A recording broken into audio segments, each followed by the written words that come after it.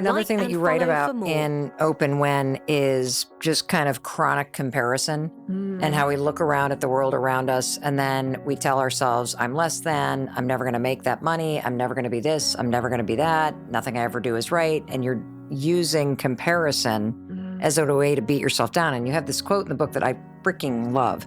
Resentment is not a reflection of what the world owes you. It is a sign of what you need to work on. What does that mean?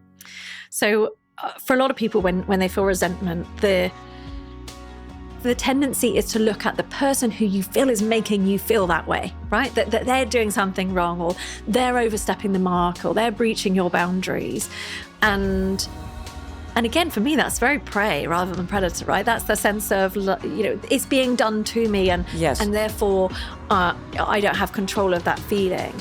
And resentment will just destroy your relationship if you allow it to continue. And the only real way to kind of respond to resentment is looking at what it's telling you.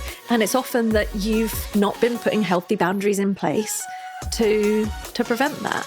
Or maybe it's a gratitude problem. So another sort of real great remedy for resentment is gratitude, and looking at, maybe you're being hard on the other person, and maybe you're taking them for granted, and maybe there's other things to feel grateful for in that relationship.